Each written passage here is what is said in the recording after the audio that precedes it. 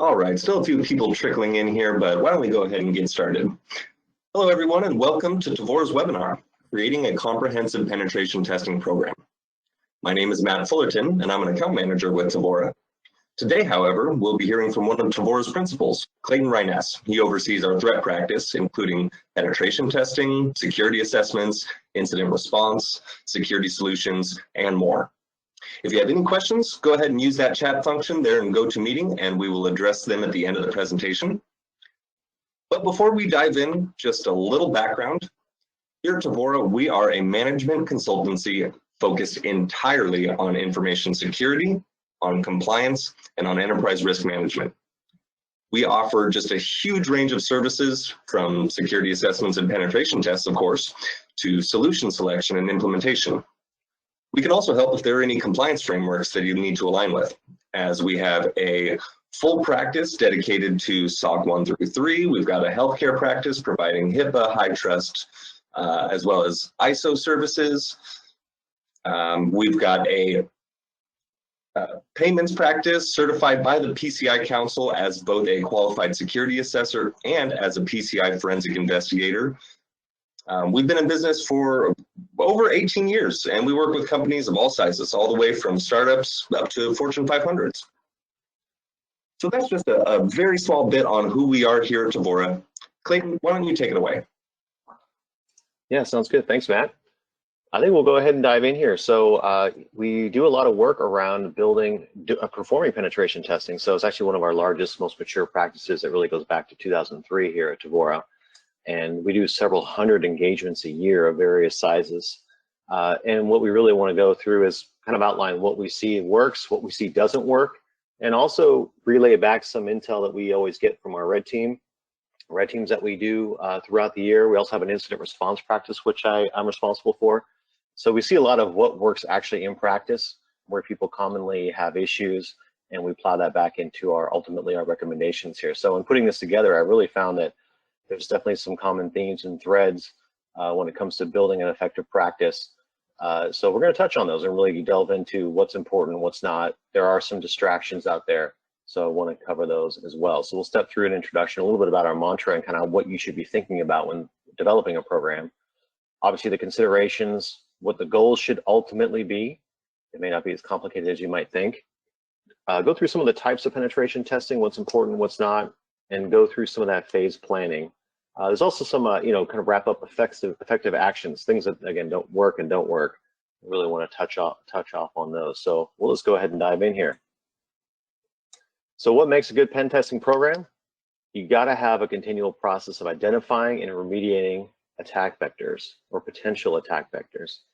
An improvement of your cybersecurity response certainty. There's kind of a lot packed in here, right? So we're talking about having a process that understands you have vulnerabilities. 0 days exist. We have a saying that 0 days can happen to anybody. That's a real thing. You can't prevent everything. So it's really around identification of an advanced threat and having a plan, a program, a process, tools, people to remediate. You got to have the whole stack, right? The idea here is you're not trying to prevent everything, but you're also not throwing up your hands and surrender. You have a process for improvement of cybersecurity response. I put certainty in there because certainty is an important thing. It's always good to know if there has been an attack, what problems actually are happening in an environment. I would say half the work that we do on our incident response team is really around understanding, well, shoot, is that an attack or is it something isolated? Is it ongoing? Having certainty around your environment, what's happening, what did happen, is definitely a key element to your improvement plan. You're doing that to increase, not only remove hackability, if you will, of the environment, but ultimately have certainty around what did happen. Important thing too here is really focus on raising the floor of what attacks are possible, not necessarily lowering the ceiling. We hear this a lot too. Hey, I'm not going to be a big target. Well, if the Chinese military wants to get into your environment, they're going to get into your environment. That's okay. What you need to do is be able to detect, respond, and contain that advanced threat. And you do that through practicing. You do that through having an improvement cycle. So most attacks are opportunistic. We talk about crazy stuff that state actors do, but ultimately a lot of it is really opportunistic. If you're susceptible, you will be attacked. because you're there. Well, if you have, you've all seen the ransomware attacks, that's an attack of opportunity, right? So you get to a point where you want to raise that floor. You want to be less of a target because of the control maturity that you do have in practice. That's really what we're talking about. So why pen test? What are we doing this, right? What's the purpose? We want to determine unknown attack vectors. We want to know what we don't know. And we want to validate suspected attack vectors. If you think things are a certain way, we want to test that. I can't tell you how many times we go into opportunities with a new client and there's certain preconception around what is vulnerable. However, through half a day of empirical testing, we can validate that that is actually legitimate or not. Ultimately, you should be talking in terms of risk mitigation. There's only a couple things you can do with risk. You can mitigate it, right? Reduce it, transfer it to a third party, or accept it. And the mature shops that we work with, we're really advising them around understanding what the risk implications ultimately are. Boards of directors, senior management, they understand risk. They speak in terms of risk. If you're couching your cybersecurity spend in terms of risk, your testing susceptibility in terms of risk, that's really the right way to get buy-in. Can pen testing really guarantee security? No, don't expect it to. You can't prove a negative or something that can't be done. It's always something, there's always probably an avenue in some way with enough time and enough effort that just about any environment can be made susceptible. So we're not trying to do that. We're not trying to say, hey, I'm secure now, I'm okay, right? We're trying to see, can you have a process in place to detect it when it happens, prevent it when you can, and remediate every time. Important note on pen testing, we're a cybersecurity consulting firm top to bottom, as Matt indicated. Always have been, always will be. We don't do data center work, telephony, storage. It's always been cybersecurity. There's a lot of pretenders in this space.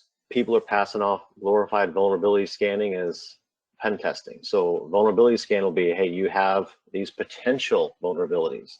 We're talking about actual exploitation. That's what a pen test actually means. You start with the vulnerabilities, and you get very quickly into exploitation of those. If you don't have exploitation, it's not a pen test. There's some considerations when building the program. Complexity. Complexity is the biggest and single largest cybersecurity problem. Complexity, not knowing what you have. It's too complicated, you don't have the right personnel. It's good to know really what drives that complexity. Size and risk, right? We're folding in risk here. How much risk can you tolerate? Well, are you flipping burgers for a living in your company? Which we have restaurant clients that do that. Are you handling state secrets and arms, weapon systems and plans for those weapon systems that are handled under classification and ITAR? They can't be exported. We have those customers as well. Ultimately, you need to make a risk-based decision on what you can tolerate, and that's really going to drive the complexity of your program. Access and opportunity are big. It's a big one. You need to understand what access exists within your environment, what opportunities may exist. And this graph here, a little illustration on, you're trying to balance the spend with the risk. If you're far to the right on the risk side, right, your spend needs to increase appropriately to meet that risk. If you're out of whack, and we see this a lot in the shaded area, if people have, say, you're in the top left or the top part of this graph, right? Your risk is relatively low, but you're spending a lot. Well, that increases your complexity. That's a cybersecurity risk problem. Too many panes of glass, right? What happened during the target breach? Plenty of tooling, but FireEye was firing off alerts and no one saw it, right? There's too many tools, too much complexity, not enough eyes on glass, right? If you're on the right part of the graph, you really have not spent probably enough to mitigate that risk, and you have low visibility and oftentimes complacency. You've gotten to a point where, well, SIM's not firing off alerts, so I don't really have any vulnerabilities. I'm just going along here and doing my patching. But would you even know if an advanced threat is at work in your environment? If it did, how would you know? How would you mitigate it? Have you ever practiced removing an advanced threat? This is something that should be worked through. And so sometimes, even the first time in a very painful way, right? If you get hit by ransomware, again, low sophistication attack, but very successful. and you learn very quickly, oh shoot, my backups don't actually work. Oh shoot, I don't really have good alerting. Oh man, my network's very flat. You can get caught in that scenario. So there is a delicate balance here, and a pen test program that you put in place yourself and through the help of third parties can really help you stay in balance here and not get too out of whack. The reason we can do that is because we're actually doing empirical real world testing. That's how you get this, right? So the program, a pen testing program, right? If you're a CISO, you should be thinking in terms of how can I validate attack vectors? Let's talk about vulnerability exploitation, code execution, right? Can I get code execution on an application, on a system? Can people establish command and control? So if you got malware running in your environment and you're somewhere in Eastern Europe, you're attacking, a corporation in the United States, you want to establish command and control. That's how you get the malware that's installed in a company to do what you want it to do. Establishing persistence is big, especially in Active Directory environments. If a bad actor, if you detect them and you cut them off, can they remain in there? Have they created other accounts or had other avenues to pursue access into that environment? Lateral movement, how quickly, if I get compromised hosts in one area, can it affect another area, another business unit, another geography, another conference room, another floor? How easy is it to move laterally? We always talk about in terms of hard shell on the outside, but GUI center. You don't want the GUI center. Well, how GUI is that center of yours? And how easy is it to move laterally, that east-west movement? And of course, data exfiltration. Oftentimes we see really no metric around understanding if there is a data exfiltration risk. If I'm exfil, we can go on a test and do data exfiltration, and tens of gigabytes have left the data center or the office, and there's really no detection at all. It's an important piece here. Those 6 things is really what you should be focusing on: attack vector validation. Applications, excuse me. When it comes to applications, a lot of our clients create apps. You may develop in-house or you may not, that's okay. But that's really where the complexity lies. Even if you're using commercial apps or you contract someone else to create an application for you, the application is where a lot of complexity lies. So every form and field logic needs to be validated, all the input validation, authentication, authorization, testing apps top to bottom with multiple user accounts, everything from session management, all the application logic needs to be thoroughly tested as part of a penetration testing program. We do a lot of embedded device testing as well. So if you've got a product that has software, this should, your pen testing plan should not only cover the product, but also the corporate that we've been talking about. The vendor trust and supply chain security are big. We'll delve into this a little bit more, but don't trust anything, right? So you saw the SolarWinds hack. Everyone trusted the SolarWinds agent to be fully vetted and actually perform as designed, but it wasn't actually SolarWinds that found this problem. It was a corporation, right? They saw strange activity coming from the SolarWinds agent, and they investigated, reported, and found this issue. So don't ever trust your agents. Don't ever trust anything. You don't want to take the security of any system for granted or any software for granted. Third piece of the program goal is really control efficacy. This is not just, am I vulnerable? Am I susceptible? Is there a problem? It's also, do you have the right people, tools, processes to be able to identify an attack? So indicators of attack is something, hey, something's happening right now. This is a problem. Indicators of compromise are things that have happened in the past. There's an artifact of some kind. If you don't have these tools, if you don't even know if attack is happening right now, that's a problem. Some of that could be tooling, some of that could be people, some of that could be some of the standards that you set as well. That's the third leg of the stool, is really that control efficacy, measuring the control efficacy that you have in practice. Let's break down the types of pen testing. This is the fundamental ones that we talk about, all the network pen testing, internal or external network. It's just a range of IPs. What do we have internally? What do we have externally? What hosts are running? What services exist? What vulnerabilities may exist within those services? Is there services that I can interact with as part of a test? That's what we're talking about. Web application, API, and mobile, what we call the Holy Trinity, right? The web app, API, and mobile, all working together. Oftentimes you got a web app that's calling the API, mobile apps hopefully calling the API, not doing logic on the phone. We look at all of that entire stack and how that operates in practice, and also rich applications. We have a lot of installed application customers as well. That should be part of what you're testing on a routine basis. Cloud and cloud security, even serverless architectures can be vulnerable. We're talking about, if you're in an AWS world, we're talking about actually executing workloads within the same VPC or the virtual network that you have out in the cloud as part of a test. That's a de facto internal test for cloud. And even if you are using Lambda functions or something else native, that's okay. This is really a good way to go through and say, hey, if I do have an access control problem in the cloud, if I do have a vulnerability in the cloud, what does it actually look like in practice? Wireless is good. Wireless is big. It's not a big test. It's a big problem if it goes wrong. And what normally happens in wireless tests is the trust relationship between your access points and your endpoint is usually the most susceptible part. It's not the password. You can do WPA2 pre-shared key, that's okay. Even if it's pre-shared, that's all right.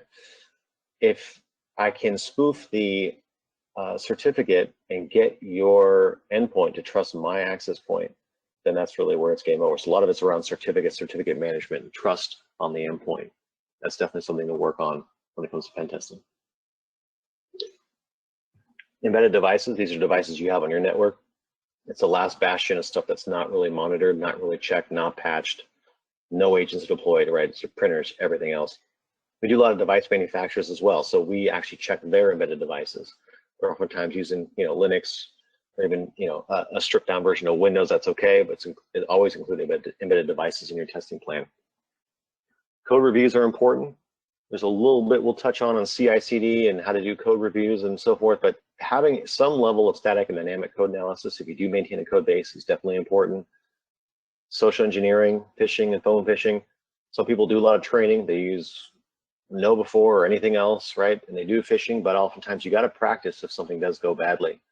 And that's a key tenet of a good program as well. Phone pretexting or vishing or voice phishing, getting people to divulge things over the phone. This is, your Kevin Mitnick style social engineering. Still very effective. People want to be accommodating over the phone. It's something that we test for substantially. Physical pen testing, probably less so in the COVID area, but we do a lot of physical pen testing. Getting into secure areas is something that you should consider as well. Can I get into a network closet and plug something in? And if I do, how often, how readily is that going to happen? How does that work in practice? And atomic red teaming. You may think red teaming is not a fundamental thing, but atomic red teaming, we're talking about the Red Canary tool set. Red Canary is actually a competitor. They do pen testing just like us, but they created a really good tool set that we oftentimes repurpose for this reason. So atomic red teaming basically is a way of going through and programmatically running through certain attack scenarios. So it's a good way to get good data. It's just you run the tool, get an output, and you spend a week interpreting the output, but it's good output. Lets you know, hey, I could do privilege escalation on this host. Hey, I was able to do process insertion in this way on this host. Oh, I was able to set up a user, any number of scenarios you can run through in a systematic and programmatic way to get a good baseline on what you're facing. Once you got the fundamentals in place, we're going to talk about maturing that out and really having a way of measuring not just hackability, like we said, but the personnel and people around the controls that you have. So control is a person, it's a process, it's a thing, it's also a tool, it's everything. So we're talking about control efficacy, we're talking about the whole kit. That's really why you do a red team. It's a full covert attack simulation. It's opportunistic. This is not a pen test. So red team in our context is not, hey, let me just hack everything, all your network stuff, all of your wireless, all of your apps. This is opportunistic. We're trying to find the way in that's stealthy, and it's really ideally nothing off the table. This is what a real adversary would do for you, and that's why we'd like to work it into any kind of program eventually. It may seem like a high bar. In some places it actually is, but you can get there. You can get there in certain, really on your terms. And one way you get there is do a purple team. So that's somewhere between red and blue. Blue team being the responders, right? The first responders and people who are looking at the indicators and responding. Now you may have an IT person that's dedicated to that. You may have no security people at all. It doesn't matter. Someone's getting the call first. Who's that person, right? And that's the people we'd be working with. And that's really a joint exercise that you can work with that team. So we go through and run the tools that we would normally run on a red team. and say, hey, did you prevent this? Okay, well, you didn't prevent it. Did you detect it? Well, maybe generate a log. Okay, did the log actually trigger an alert?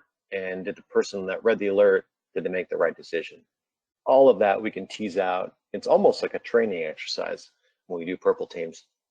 So if you've never done this before, we'll step you through some of the process here to build the program. You get to a point where you've done your first purple team before the red team, which is great. And you want to get to that point where you've got muscle memory on what to do, right? The first responders know what to do.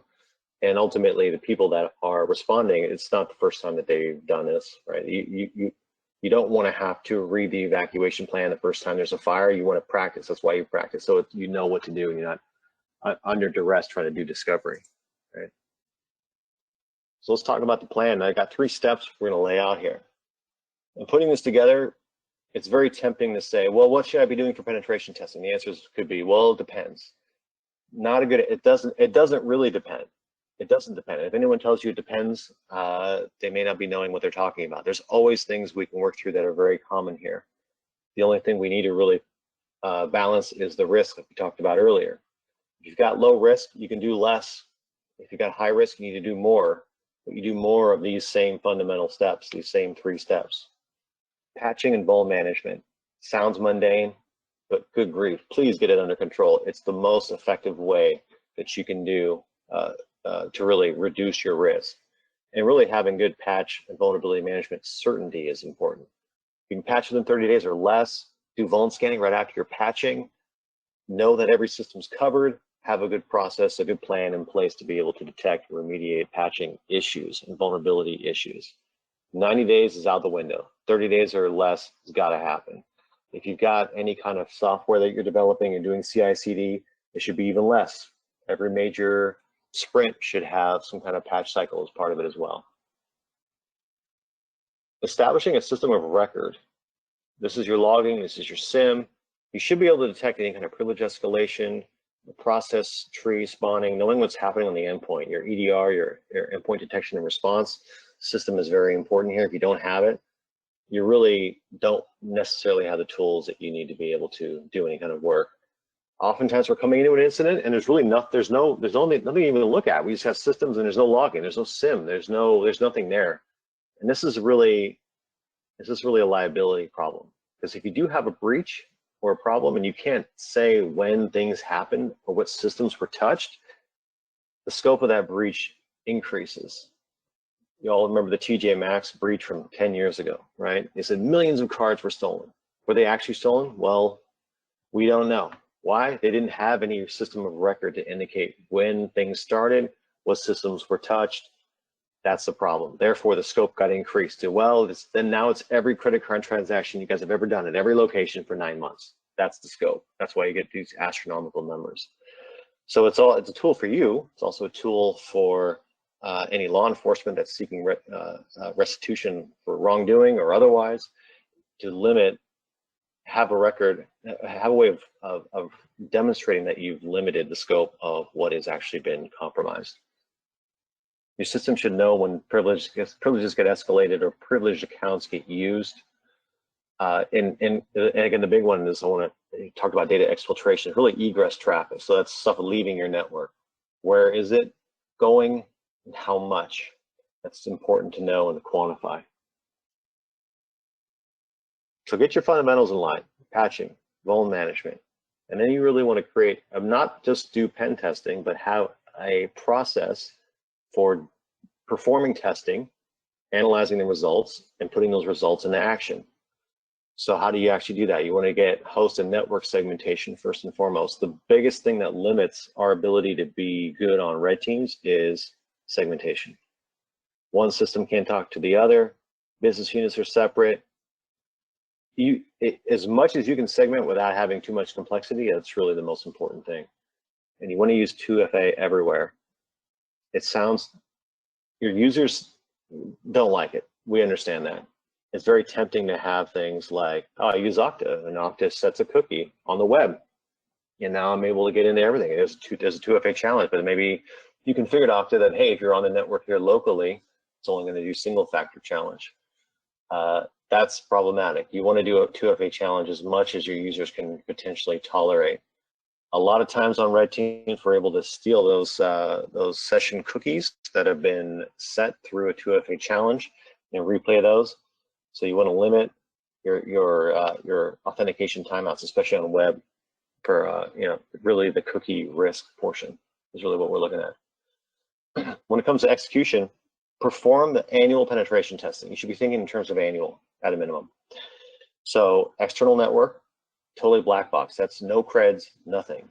And what we do is enumerate all the services you got running, see what's out there, and look at open source intelligence stuff. There's breach databases out there. If you never heard that term, that's, LinkedIn had a big breach, has everyone's username and password. If you reuse that password somewhere else, we'll find it because we have that breach database and others, and we test against it, right?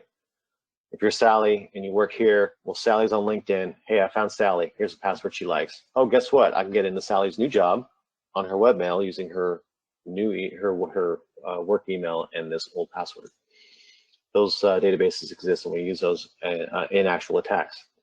That's important to work through as part of an external penetration test. Internal is good.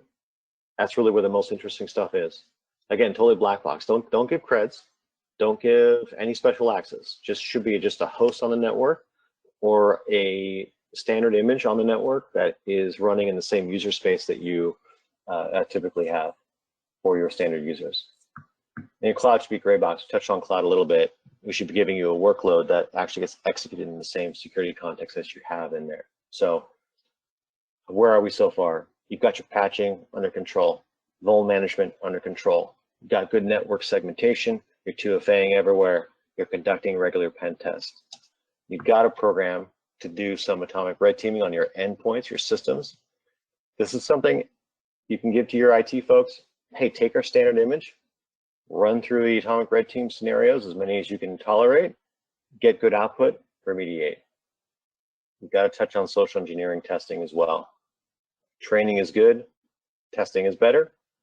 Training is not a replacement for testing. You need to do some, training is not a replacement for testing, but training is good, I should say. You need to perform that social engineering testing, the phishing and vishing as well.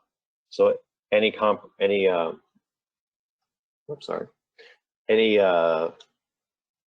that you've got, or I'm sorry, corporation that you've got, you really got to be able to touch on network, web, cloud, and social engineering. I've got step 2A here. This is really the product security. So if you're talking about developing in-house, or you have a development team that's working in-house, that CI/CD build process security is a huge thing that we always exploit. So if they're developing in-house, they may have a very secure system, and we're testing the web application. But what's normally vulnerable is build process and build servers and those accounts. I can't tell you how many red teams have been successful because a Jenkins server had very permissive access to production. And so the devs would push code, they would test it in Jenkins, do a build, and then push it from Jenkins out to somewhere in production, right? Well, that has to have a lot of permissions. But development environments typically are not very restrictive by design. They want to be able to get work done. But really locking in, where is your code, who has access to it, who's doing the build process, how does that build actually get deployed, and is that done in a secure way? That's very important. You got to have those segmentation of duties, right? No developers in prod, please, to really help mitigate that risk as well. Implement cloud infrastructure as code. That third bullet there, we could do a whole webinar just on that part alone. There's a lot there when we talk about infrastructure as code, but you want to get to that immutable design, as we call it, when we talk about cloud. So everything in cloud, it seems real nice. You can just go, I go to AWS, I want an EC2 workload, I want it to be Windows, hey, I'm good to go. What's going on under the sheets there is really a lot of decisions about configuration and security that are being made for you. And if you've not thought about what the implications are of all those settings, then you may be in for a world of hurt. Because if you don't know what's there, you don't know what it's enabled to do. More importantly, if it changes, you won't know because you're not looking at it. So you want to get to a point where your code base is being deployed in the same way that your infrastructure is. You can treat your infrastructure as code. You can get to the point where it has the same level of immutable design. So if that piques your interest, we can definitely have a follow-on conversation. We've got a very talented lead for our cloud practice, Chris Callis, who really came out of our compliance group. So If you want to talk about crypto over drinks, he's your guy. If you want to talk about infrastructure as code, all kinds of good stuff. So we have a really great pedigree on our cloud infrastructure security that we do now. You got to have validation steps for your supply chain as well. Again, assume nothing's secure, especially if you're getting code from a third party. My gosh, a lot of overseas firms doing great coding, some not. Some don't really have their own security in place anyway. They may be good, not bad actors, but they don't know. They don't really have that control to really make sure they're getting clean code to you. It's always worth a review. Perform that static and dynamic code analysis. Not really something we can do as part of a pen test. It's got to be a process that you build on your CI/CD development cycle. The third step is really about expanding your program efficacy. You got patching, you got vuln management, you got your pen testing for network, internal and external. You're doing wireless. You got web applications under control. If you're developing, you got your static and dynamic code analysis. You're ready to go. What's the last step here is really development of those key performance indicators for detection and response, right? Knowing what happened when and measuring dwell time. What's dwell time? So we like to help our clients get there. It's hard to get there, but you're really, the very mature shops that have a full security operations center and their own red teams, what are they measuring? They're measuring dwell time. Why? They know they can't prevent everything. They really focus on when something does happen, can they detect it? Can they contain it? Can they remove it? And what's that delta? How much time is that? That's the dwell time between a successful attack and removal with certainty of that advanced attack. That's really what we're talking about. So you may be thinking, man, that's going to be way too much work. But ultimately, if you're balancing your risk with your spend, you're probably in a pretty good place, right? If you're a restaurant client, what do you worry about? Cards, card data. If you segmented that card data network off your point of sale, you're doing good vuln management, you're doing 2FA for remote access, you got something to alert you when bad things happen that are out of whack in that environment, you're looking pretty good. And you've limited the scope of really what you're worried about based on the risk posed by how you operate. That's really what we're talking about. So what would a purple team look like for that customer, right? We're talking about actually looking at cards and can we get card data? And can we affect the systems that would affect card data? It's ultimately what the purple team should be focused on. And really get to that point where you can do a red team and implement them both. These don't have to be, again, huge, high bar or really overblown type of assessments. You get to a point where you've got that improvement cycle, and that's really what we're looking for. If you've gone through and done, SOC 2 Type 2, ISO 27001, any kind of NIST, FISMA, FedRAMP, what are those programs, compliance programs, we're really looking for? They're looking for, did you have a pen test that had a lot of red on it and it was bad? No. They're looking for, do you have a program in place to perform pen testing, interpret the output, and take improvement actions? And that's no different than what we're advocating for here. It's okay that you get bad results. What's not okay is you don't do anything about those bad results. So how do you get a good improvement cycle that makes sense, right? Do your purple team, that's your training, right? You're gonna test people, test processes. You're gonna take the output of that.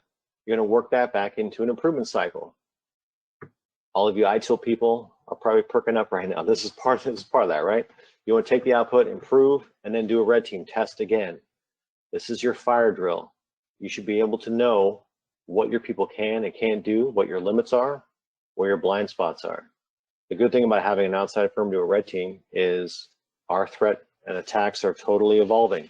The red teams we did in 2017, those attack scenarios are not viable any longer. The fundamentals are the same, but how we got in, tools we ran, people we relied on, totally different. You've got to have that perspective, that third party be able to walk through that and help you do those controls. And again, you get that red team report and you improve. So you're in this sort of tick-tock cycle. You got the tick is the purple team that you train and everything's hunky-dory, and the red team, maybe you get beat up a little bit. And after each one, you get an improvement cycle. And that's really what we're looking for. So you've got vulnerability management, you're doing a regular pen test, and then you're putting the icing on the cake. How does everything work together? Do my people know what they're doing? Are my tools working properly? Are current attack scenarios viable in this environment or not? And that's really what you want to be focusing on. couple of things that come up as far as what works and doesn't work. I wanted to throw these out there. A lot of people ask, hey, I want to know what's going on in the deep and dark web about my company. I put it here, is the juice worth the squeeze? I don't know if it is, because there are tools that do this. I'm not disparaging any of those tools. They actually work pretty well. It's not really an effective thing to look at for penetration testing. Now, we do open source intelligence gathering, OSINT, right? We'll look at deep and dark web sources, primarily for sensitive information, credentials, things like that. But if you want to know, hey, is my company susceptible on the deep and dark web? Unless you've had a data breach or you're looking for data sets specifically, probably not a whole lot there for you to really focus on. So not something I would worry about too much. In cases, we do certain checks. If there's certain, high-profile individuals, we have some entertainment companies. It has some, obviously very recognizable names. And there's people that want to know, hey, can this person be hacked easily based on what's out on the deep and dark web? Can this person be even blackmailed?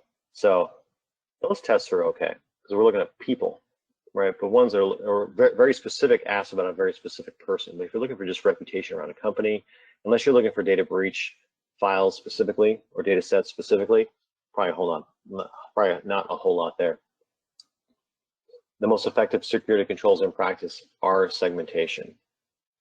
Look at the whole OSI stack, layer 2, 3, 4, and 7. You need to have segmentation at those layers. You've got to enforce 2FA everywhere, no exceptions. We get in through exceptions all the time. That one grandfathered service account or the one C-level executive account, right? We can't, if you have those exceptions will likely be discovered and exploited. Nope, that's not what I wanted. USB drives in the parking lot, really not an effective test. Not something I would work in there. Everyone says, oh, I'm gonna put some drives out there. We're gonna see who's gonna plug them in and run some malware. Always sounds like a good idea. We've done it a lot, and because people request it, but it never really pans out too much. More importantly, I would focus on doing some physical penetration testing at this juncture. So can someone get in and plug something in? I mean, we have a bank that said, hey, can you get behind a teller counter and plug something into one of those computers? That's probably a much better test to figure out if you can do it versus hoping someone in the bank finds a USB drive and plugs it in, right? So that's something to think about there as well. It's a lot of me talking. I know we may have some questions here. I'd like to be able to take questions around this if you've got anything out there. Or Matt, if you've got someone has contacted you with a specific question. Yeah, thanks, Clayton. A couple questions came in while you were talking here in the chat. First off, what are the current attack scenarios? What are you seeing that's out there today that's working that the group should be aware of? Yeah, a lot of ransomware. Ransomware and phishing still very viable. So ransomware, again, is opportunistic, and the phishing, I would say, of the couple hundred incidences we had last year, every single one of them had a phishing component. They may not be predicated or started by a phish necessarily, but there's always a phishing component. And what's important there to know is it's not just spam coming from the outside. So what we do on a test, we'll come in. If we get credentials for Sally, we can now be Sally because we're authenticated as Sally to Office 365. We're sending authenticated emails as Sally. That's technically a phish, but it's not anonymous external, right? That's an important thing to know. Even internal emails can be phishing emails that are authenticated. So that's an interesting attack vector to pursue as well. But again, ransomware and phishing attacks, as mundane as that might sound, that's the real deal. And again, people are waking up to the fact that, we used to hear a lot, hey, I'm not a target, I don't have any sensitive data, no one's going to want to have what we have here at this company. Well, you want your data and you want your computers to work, therefore you're going to be at risk for ransomware. So having good ways to detect and remediate ransomware is important, but please, you got to have your backups in line. I can't stress that enough. A lot of people get caught because they think backups are working, but again, it was never tested. So they have to roll forward with just remediating without their data. Thanks, Clayton. It's interesting. Sometimes the classics never change. Yeah. Next up here, where should somebody start? You know, you talked a little bit about the various types of penetration tests. If somebody is looking at building this program from the ground up, what's a good penetration test, or what factors should they look at when they're thinking about where to begin? Yeah, there's, I think, two schools of thought here. There's the, you know, go gentle and start slow and low sort of approach, which is just start with the basics, like we talked about in step one, the fundamentals. If you're a new CISO or you got a new responsibility, there's also the shock and awe one where you just like, hey, do a red team and let's just see how bad it actually is, right? Both are effective, and we do a lot of each one. Each one has their place, but I think if you're more of the slow and low type, just start with the patching, start with the vuln management, and when you're shopping a pen test, make sure you know they work like how we do at Tevora, which is it's an actual pen test, not a glorified vulnerability scan. You've got to have the exploitation. If you can't prove it out, then it may not really exist. And if you do prove it out, it really gets people's attention because you say, look, this was the thing. It was assumed to be a certain thing, potentially internally, but we exploited it. And look what it actually got us. It got us these credentials. It got us these data. It got us this system, right? That's important to quantify. And that's what moves the needle, because it's not hypothetical any longer. It's an actual result or an actual test. And that gets people's attention. Excellent, thank you. Last one here, and you kind of touched on this just a second ago, the difference between vulnerability scans and an actual penetration test. Is there anything else you want to say about that? Yeah, you'll get a lot of vuln scanning data, right? So this may or may not be vulnerable. Some of those can be a little bit dubious based on what's available. So we're talking about uncredentialed vulnerability scanning. Classic example is, you know, any kind of Linux service. They'll do a banner grab. So like, oh, I see SSH. Let me get a socket. Oh, it says it's SSH version whatever. Well, based on CVE information, vulnerability information, this is critical because it says it's version 2.1.1, and it should, you know, this version is vulnerable. But what most Linux versions or Linux flavors do is they backport security patches into previous versions. So if you just get banner information, you don't quite get the full picture because it may be patched. Right? Red Hat does this a lot, and it's used a lot commercially. So they backport security fixes from later versions into previous versions, but the banner stays the same. If you just get a bunch of that information, you're just going to get a lot of junk, right? So unless you've gone through and say, oh, well, if this is vulnerable to this, you know, SSH exploit, let's try that exploit. And you try to go, oh, this isn't working. Okay, it was probably patched. It's just you know, the banner was still the older version as expected, but we validated that it's actually been patched. That's one scenario. So that would rule that out. So if you get a vuln scan, it's going to say, hey, I have SSH problems. You do a pen test, it says, no, you're fine on SSH. And you're not chasing your tail on issues that don't exist. There's one caveat. The vuln scan will come back with information about denial of service type attacks or things that are service affecting. We commonly won't exploit those. We will go through and actually write those up as potential findings because we don't want to bring services down. We do a lot of user-driven type tests. So we don't bring services down. We just write those up as a potential denial of service type attacks.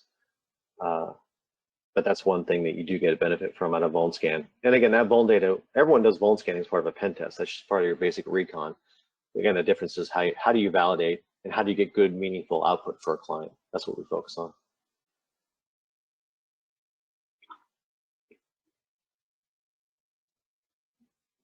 Cool, well, that's all we have for questions. Thank you, Clayton. Yeah, sounds good. Well, I think if there's nothing else, thank you all for joining. And this is Clayton Reines. I'm Principal Consultant here at Tevora. If you'd like to hear more, definitely let us know or let Matt know, and we can reach out. But I appreciate you all joining. It's been great. Thank you.